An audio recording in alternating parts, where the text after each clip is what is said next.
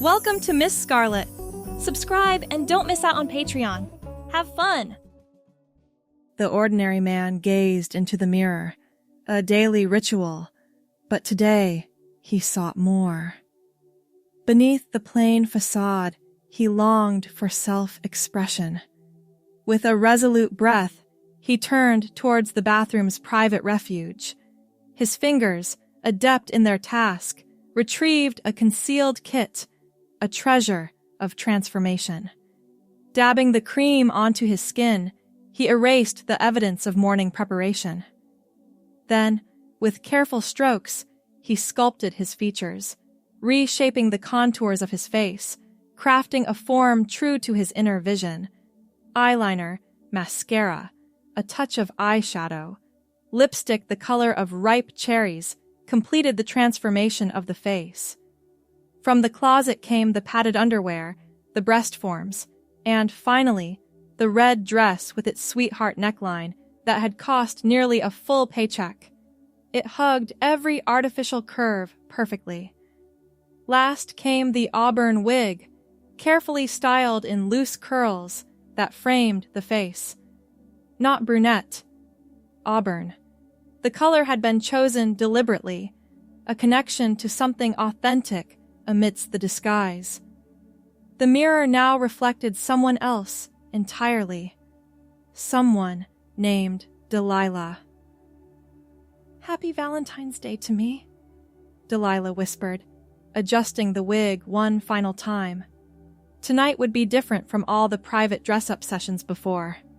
Tonight, Delilah was going public, not just to a bar or a club in a different part of town, but on a date. A real date with a real man who had no idea that the woman he was meeting had been born with a different name and a different body. The phone buzzed with a text from Rachel, the mutual friend who had arranged everything. "Mark just texted. He's leaving now. You ready for this?"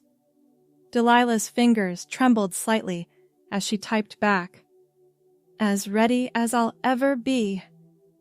Another message popped up. "Remember, you're gorgeous and he's going to adore you. Just be yourself. Well, you know what I mean."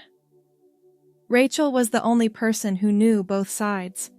She had walked in on her roommate during one of those private sessions 3 years ago, and instead of judgment, she had offered understanding, then friendship, then makeup tips. Now she was offering something even more precious, a chance at connection. The restaurant was upscale enough to feel special, but casual enough that Delilah wouldn't look overdressed in her cocktail attire. She arrived 15 minutes early, giving the name Delilah to the host, and being escorted to a small table near the back wall. Perfect. Good sightlines to the door, but not too exposed. Every step in the black stiletto heels felt precarious, not from lack of practice, but from the sheer weight of the moment. Delilah had rehearsed her voice for months, finding that perfect middle register that sounded natural without straining. "Would you like to order a drink while waiting for your party?" The waiter appeared with a smile. "A gin and tonic, please. Extra lime." The voice came out smooth and confident, belying the thundering heartbeat underneath the red dress. While waiting, Delilah checked her phone, reviewing the details about Mark that Rachel had provided. 34, architect, divorced 2 years ago, loves dogs and hiking. The photo showed a man with kind eyes and a slightly crooked smile that somehow made him more appealing than conventional good looks would have. The drink arrived just as the door to the restaurant opened, and there he was. Tall, with broad shoulders, accentuated by a well-fitted navy blazer over a light blue button-down shirt. He spoke briefly to the host, who pointed toward the back. Delilah quickly took a sip of the gin and tonic, grateful for the slight burn as it went down. The world narrowed to the sound of approaching footsteps on the hardwood floor. "Delilah?" He stood at the table now, uncertainty mixed with appreciation in his expression. Yes. You must be Mark. Rising slightly, Delilah extended a hand with nails painted to match the dress. His grip was firm, but not overpowering. It's great to meet you. Rachel told me you were beautiful, but I think she undersold it. The compliment sent warmth flooding through Delilah's cheeks. Thank you. Please, sit down. Mark settled across the small table, his eyes never leaving Delilah's face. I like your hair. Auburn suits you. Thank you. I've always felt it was right for me somehow. The words carried more truth than he could possibly understand. Have you been waiting long? Mark asked, picking up the menu. Just long enough to get a head start. Delilah raised the gin and tonic with a smile. The waiter returned, taking Mark's drink order, a whiskey neat, and giving them a few more minutes with the menus. As he departed, a momentary silence fell between them. So, they both started simultaneously, then laughed. You first, Mark insisted. Rachel mentioned you're an architect? What kind of projects do you work on? The question opened a comfortable pathway for conversation. Mark described his firm's focus on sustainable urban housing, his enthusiasm evident in the way his hands moved as he spoke. Delilah listened intently, asking questions that revealed genuine interest. When the waiter returned for their food orders, the initial tension had melted considerably. Delilah chose the salmon, Mark the steak. Their appetizers, a shared charcuterie board, arrived with his whiskey. What about you? Mark asked, selecting a piece of aged cheddar. Rachel was mysteriously vague about what you do. Delilah had prepared for this. I work in digital marketing, mostly behind-the-scenes analytics, not nearly as interesting as creating actual buildings. I wouldn't say that. You're essentially mapping human behavior, aren't you? That's fascinating. I've never thought about it that way. But yes, I suppose I am. The conversation flowed naturally from work to hobbies, books, and films they'd both enjoyed. Mark mentioned his golden retriever, Archer, showing a photo of a happy dog with a tennis ball. I've always wanted a dog, Delilah admitted. My apartment building doesn't allow pets. That's criminal. Everyone should experience the joy of being greeted by a creature who thinks you're the greatest person on earth just for existing. Is that how Archer feels about you? Absolutely. Though his standards admittedly drop significantly when I'm holding treats. Delilah laughed, a genuine sound that momentarily silenced the constant internal monitor, checking whether the voice sounded feminine enough. Their main courses arrived, and the conversation continued through dinner. Mark was intelligent, funny, and attentive in ways that made Delilah increasingly comfortable. Yet beneath that comfort ran a current of guilt. Every time he complimented something about her, the question arose. Would he still say that if he knew? Your eyes are incredible, Mark said, as they were halfway through their meals. They change color in different lights, sometimes green, sometimes gold. Delilah's heart stuttered. Thank you. They're the one thing I've always liked about myself. Only one thing? That seems impossible. The comment hung in the air, an invitation to self-disclosure that felt dangerous. Let's just say I'm my own harshest critic. Delilah reached for her water glass, needing something to do with her hands. Mark nodded thoughtfully. I understand that. After my divorce, I spent a lot of time second-guessing everything about myself. It's taken work to get past that. How did you do it? The question wasn't just conversation anymore. It was seeking actual wisdom. Therapy helps, and good friends who call you on your bullshit. But mostly it was learning to talk to myself the way I'd talk to someone I care about. We say things to ourselves we'd never dream of saying to a friend. Delilah absorbed this. That's really insightful. Don't sound so surprised. Mark laughed.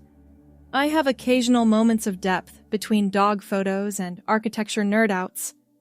I didn't mean... I'm teasing you, he assured her, his hand briefly touching hers across the table. The contact was electric, even through such a simple touch. When the dessert menu arrived, Mark suggested they share something. They settled on a dark chocolate torte with raspberry coulis, 2 forks delivered alongside the decadent creation. I have a confession, Mark said, as they both savored the rich dessert.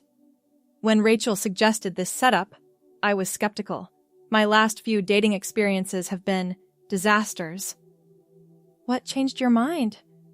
Delilah asked, acutely aware that her own confession would be so much more significant. She said you were different from anyone I'd met before, that you saw the world in a unique way. He smiled. She was right.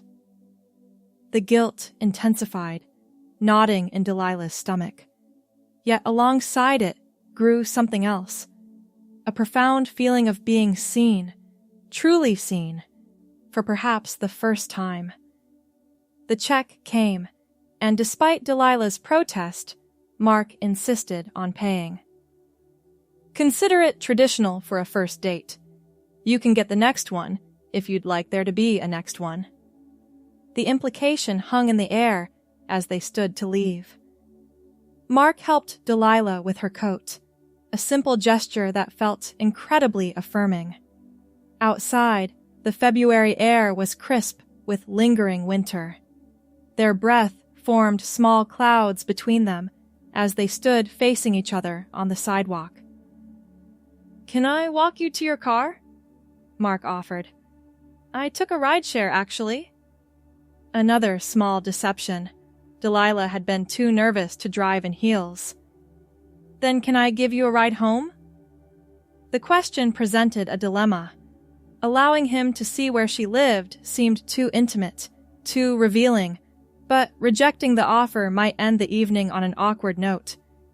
That's very kind, but I've already scheduled my return trip, Delilah said, the lie smooth after an evening of partial truths. Mark nodded, understanding. Then I'll wait with you until it arrives.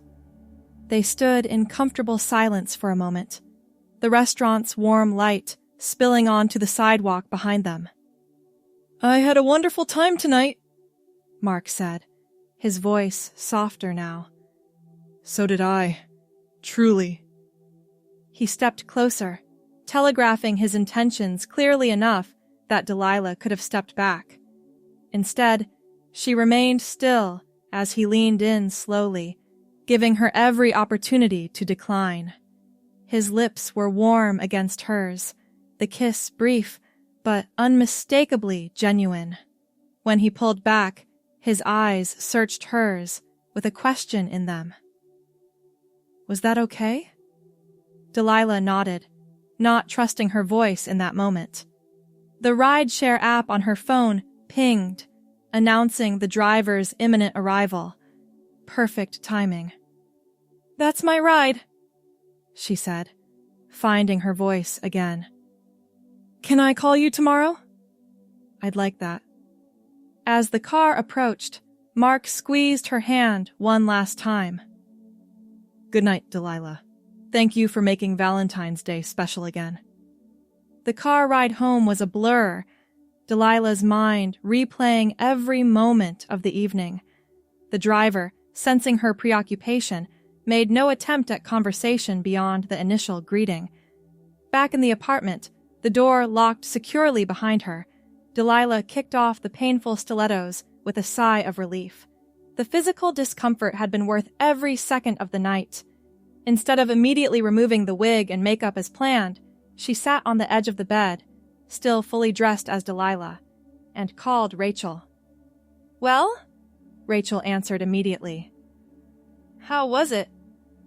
It was... Delilah searched for the right word. Perfect. He's perfect. Told you. Rachel sounded smug. Did he kiss you goodnight? Yes. And? And it was nice. Really nice. Delilah fell back onto the bed, staring at the ceiling. But Rachel, what am I doing? This isn't fair to him. Why not? You're connecting as people. That's what matters. You know why? I'm lying to him about something fundamental. Rachel's voice softened. Are you? Or are you finally being honest about who you really are? The question hung in the air, unanswerable in that moment. I don't know what to do next, Delilah admitted. You don't have to decide tonight. Just enjoy the fact that you had a great date with a great guy who thinks you're gorgeous. The rest can wait until morning. After hanging up, Delilah remained in the red dress, unwilling to break the spell of the evening just yet.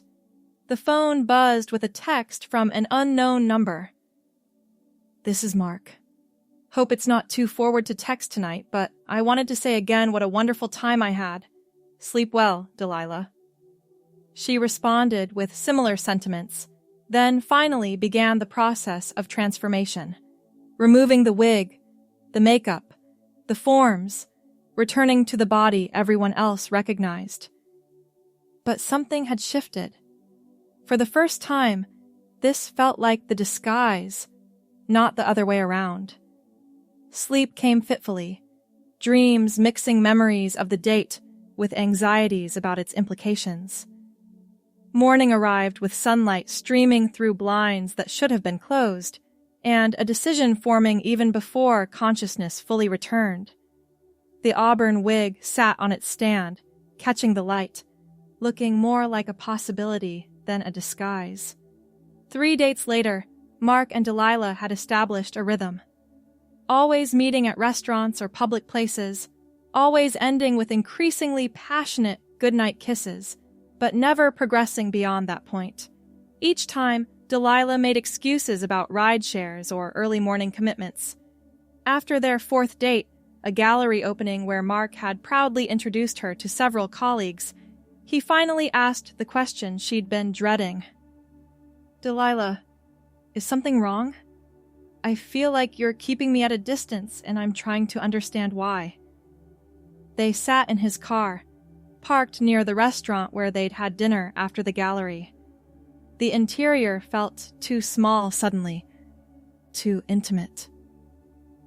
It's complicated, Delilah said, fingers nervously smoothing the fabric of her navy blue dress. Most things worth talking about are. His hand covered hers, stilling the nervous movement. Whatever it is, I'd rather know. The moment stretched between them, a precipice Delilah had been avoiding for weeks. The truth would almost certainly end whatever was growing between them, but continuing the deception felt increasingly wrong. Mark, I haven't been entirely honest with you. His expression remained open, waiting. I wasn't always... The carefully prepared speech dissolved into incoherence. How could she explain something she was still coming to understand herself? Is there someone else? He asked gently. No, nothing like that. Are you married? No. Wanted by Interpol? Secretly a vampire? Help me out here. His attempt at humor softened the tension slightly. Delilah took a deep breath. When you first met me, when Rachel set us up, there's something about me you didn't know. Something important. Understanding dawned in his eyes, but not the understanding she expected. This is about you being transgender, isn't it? The word hung in the air between them. It wasn't a term Delilah had applied to herself, had even avoided thinking in those terms, preferring to compartmentalize her life into separate personas. How did you... I didn't know for certain, Mark said quietly. But I suspected there might be something along those lines. Rachel is pretty involved in LGBTQ advocacy. And there were small things, the way you sometimes hesitate when speaking about your past, how you never invite me to your place. Delilah sat in stunned silence. And you still wanted to see me? I wanted to see you because I enjoy your company. Because you're intelligent and funny and beautiful. Because when I'm with you, I feel like I'm with someone who sees me. Really sees me. Tears welled in Delilah's eyes, threatening the carefully applied mascara. I don't understand. What don't you understand? Why you're not angry? I deceived you. Mark considered this, his thumb absently rubbing circles on the back of her hand. Did you? You presented yourself as a woman. You are a woman. Where's the deception? The simple acceptance in his words broke something open inside Delilah, a dam holding back truths she had never fully acknowledged even to herself. I don't know if that's what I am, she admitted. I've never let myself think about it in those terms. I've just been living these separate lives. What feels most authentic to you? The question was so direct, so fundamentally challenging, that Delilah had to look away, staring out the car window at the passing headlights of other vehicles. Being Delilah feels right in ways I can't explain, she finally said. But I'm scared of what that means. That's understandable. Mark's voice remained steady, grounding. Fear doesn't make your feelings any less valid. They sat in silence for a moment, the weight of disclosure hanging between them. What happens now? Delilah finally asked. That depends on what you want. I know what I want. Which is? To keep getting to know you, all of you, whatever that means, and however long it takes. The offer was so generous, so unexpected, that Delilah could only nod, words failing entirely. Mark drove her home that night, but didn't ask to come inside. Instead, he kissed her goodnight with a tenderness that spoke volumes about his respect for the boundaries she needed. Call me tomorrow, he asked. I will. Alone in the apartment, Delilah didn't immediately remove the wig or makeup. Instead, she stood before the full-length mirror, really looking at herself, perhaps for the first time. The navy blue dress complemented the auburn hair, which in turn brought out the gold flecks in her eyes that Mark had noticed on their first date. Who are you? She whispered to her reflection. The question lingered as she finally prepared for bed, removing the external trappings of femininity, but feeling for the first time that something essential remained regardless. The next morning brought clarity with the dawn. This couldn't continue as a part-time arrangement, a secret life carved out of stolen hours. Decisions needed to be made about Mark, about the future, about identity itself. Calling in sick to work, Delilah spent the day researching, reading stories of others who had walked similar paths. Some resonated deeply, others felt foreign to her experience. By afternoon, she had made an appointment with a therapist specializing in gender identity issues, a first step toward understanding rather than hiding. When she called Mark that evening as promised, her voice was steadier than it had been in their car conversation. I'd like to invite you to my place for dinner, she said, after they'd exchanged greetings. Friday night, if you're free. I'd like that very much, he answered, the smile evident in his voice. Should I bring anything? Just yourself, and maybe some patience. I'm still figuring things out. Patience I have in abundance, especially for people worth waiting for. Friday arrived with a mixture of anticipation and fear. Delilah had spent hours cleaning the apartment, removing certain items to storage, bringing others out of hiding. The makeup no longer lived under a false bottom in the bathroom cabinet but sat openly on the vanity. The auburn wig remained on its stand in the bedroom, but alongside it now were bottles of hair growth supplements and printouts about growing and maintaining natural hair. The dinner she prepared was simple: pasta with a homemade sauce, salad, good bread. Nothing that required constant attention, leaving her free to focus on the conversation she knew would dominate the evening. Mark arrived precisely on time, a bottle of wine in one hand and a small bouquet of tulips in the other. "These reminded me of you," he said, handing her the flowers. "Strong but delicate at the same time."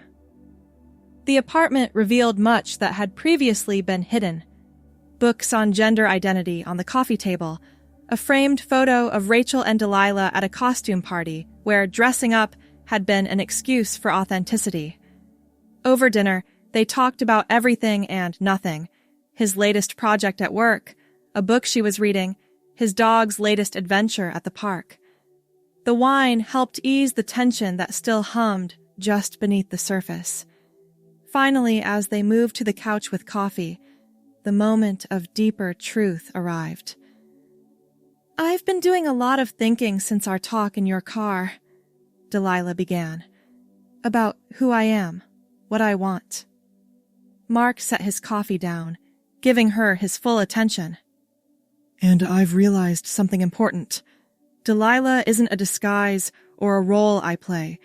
She's me, the real me. The person I was pretending to be was the disguise." The words, once spoken aloud, seemed to solidify something that had been fluid for too long. "I'm beginning a process," she continued. "Therapy, potentially medical interventions eventually.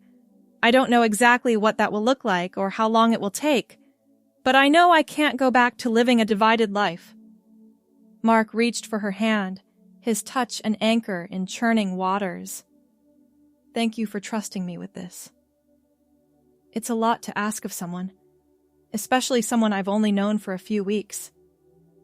Maybe, but I'm not someone who runs from challenges, and I care about you, Delilah, the woman I've come to know over dinners and gallery openings and long conversations. Even if that woman is still becoming? Aren't we all?" The simplicity of his response brought fresh tears to Delilah's eyes. "I don't know what I did to deserve meeting you." "You were brave enough to be yourself on Valentine's Day," he said. "Everything else followed from that courage." Later that night, after more conversation, after kisses that deepened with new understanding, Mark prepared to leave. At the door, he paused. "May I see you tomorrow? There's a farmer's market I thought you might enjoy." "I'd like that," Delilah said. "But I should warn you, I might look different than you're used to. I'm not sure I'll be wearing the wig. I'm trying to get comfortable with my natural hair as it grows out." "I look forward to seeing you, however you choose to present yourself." After he left, Delilah stood in the center of her apartment, feeling as though the space itself had transformed along with their relationship. Walls that had once contained secrets now held possibilities instead. The following morning, she woke with purpose. The therapy appointment was still days away, but smaller steps could be taken immediately. She showered carefully, applied minimal makeup, just enough to feel comfortable, and styled her natural hair as best she could, given its current length. The auburn color from the wig would be her goal once there was enough growth for dyeing. A simple sundress in forest green completed the look, casual enough for a farmer's market but definitively feminine. Looking in the mirror, she saw neither the fully realized Delilah of her date nights nor the false persona she had maintained for the outside world, but something in between, a work in progress, a becoming. Mark's reaction when he picked her up confirmed she had made the right choice. His smile was warm, appreciative, but without a hint of judgment or disappointment. "You look beautiful," he said simply. "The green brings out your eyes." The farmer's market was bustling with weekend shoppers, the early spring bringing out the first local produce of the season. They wandered among the stalls, Mark's hand occasionally finding the small of her back to guide her through crowded sections. Each touch felt significant, a public acknowledgement of connection. They were examining heirloom tomato seedlings when Delilah heard someone call out a name she hadn't answered to in that setting. "Hey! What are you doing here?"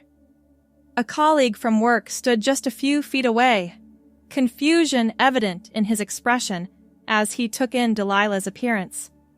The moment she had dreaded had arrived without warning or preparation. Time seemed to slow as options flashed through her mind. Pretend not to hear, walk quickly in the other direction, make up some excuse about a costume party. All escape routes. Instead, she felt Mark's hand slip into hers, a silent support without taking over. "Hi, Chris," she said, using her carefully practiced voice. "Just enjoying the market. This is Mark. Mark, this is Chris from my office." Chris's confusion didn't abate, but basic politeness carried him through the introduction. "Nice to meet you. I didn't realize. That is, I didn't know. There's a lot people don't know about each other," Delilah said, finding strength as the words came. "I'm just beginning to be more open about who I am." Chris nodded slowly, clearly processing. "That's good. Being open is good." The awkward interaction ended mercifully quickly, with Chris mumbling something about needing to find his wife and moving off through the crowd. "You okay?" Mark asked quietly once they were alone again. Delilah realized she was trembling slightly, but nodded.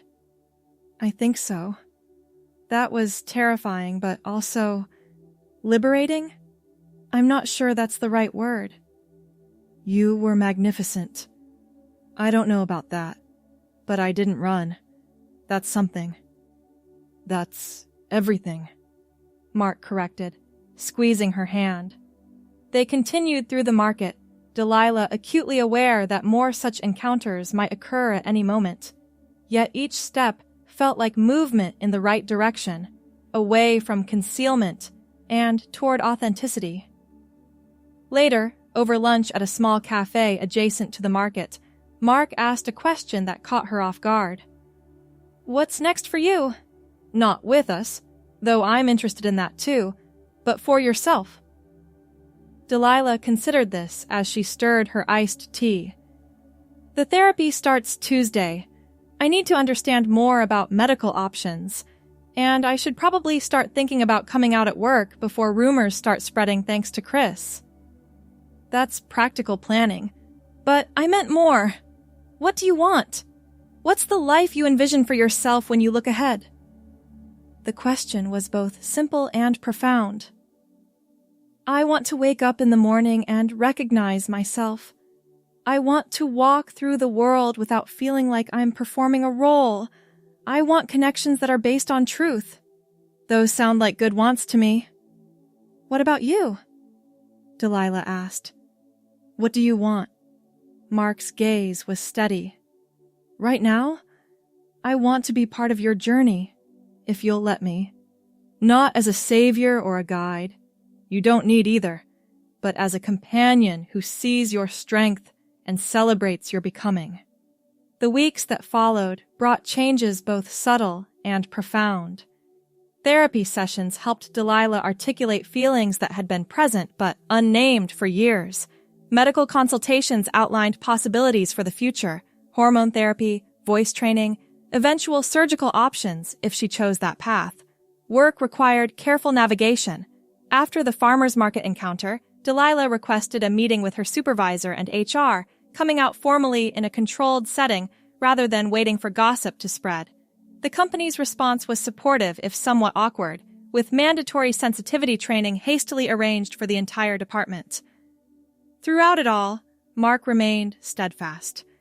He listened when she needed to process difficult therapy sessions, celebrated small victories like legally changing her name, and never pressured for physical intimacy beyond what she felt comfortable sharing as her body began to change with hormone treatments. 6 months after their Valentine's Day blind date, they sat together on the balcony of Mark's apartment, watching the summer sunset.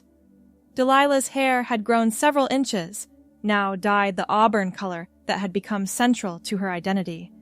The sundress she wore was the same forest green one from the farmer's market, now paired with more confidence and a body beginning to align with her self-image. "I have something to ask you," Mark said, reaching for her hand across the small table. "That sounds serious." A flutter of nervous energy rose in her chest. "It is, and it isn't." He smiled, that same slightly crooked smile that had captivated her from the start. "My lease is up for renewal next month. I've been thinking it might be time for a change." "What kind of change?" "The kind where I don't live alone anymore." The implication hung in the air between them. They had been practically inseparable for months, but had maintained separate residences, a boundary Delilah had needed as she navigated the early stages of transition. "Are you asking me to move in with you?" she clarified. "Actually, I was thinking we might find a new place together. Something that would be ours from the start, not mine that you moved into, or vice versa." The proposal was surprisingly emotional. More than romantic gestures or physical intimacy, this represented a commitment to building a shared future. "What about Archer?" she asked, thinking of his beloved golden retriever. "My building still doesn't allow pets." "Hence the new place." Mark grinned. "I've already been looking at pet-friendly options. There's a complex near the river with great walking trails for him and a reasonable commute for both of us." The consideration he'd given this, the way he'd thought through the practical details without pressuring her for an answer, confirmed what Delilah already knew. This was right. "Yes," she said simply. "Let's find our place." As the sun dipped below the horizon, casting golden light across the balcony, Delilah reflected on the journey that had brought her to this moment. From stolen private moments in locked bathrooms to a life lived openly. From the terror of a blind date to the comfort of profound connection. "What are you thinking about?" Mark asked, noticing her contemplative expression. "Valentine's Day," she answered. "How terrified I was walking into that restaurant. How certain I was that the evening would end in disaster. And instead..." Delilah smiled, squeezing his hand. She found her ending in that beginning. Under a velvet cloak of night sky, Mark's lips on her hand sealed the promise of a future lived in truth. No more stolen moments, hiding in shadows. This was an unspoken vow, to rewrite the rules of fate, to sculpt their relationship anew in the flames of mutual devotion. Before, her life had been a fragmented mosaic of secrecy and longing. But now, each piece was fitting into place, coalescing under the tender gaze of a loving and accepting partner. The bridge to tomorrow was still uncharted, promising equal parts challenge and triumph. Thanks for watching, my girlies! Be sure to check out Patreon for more!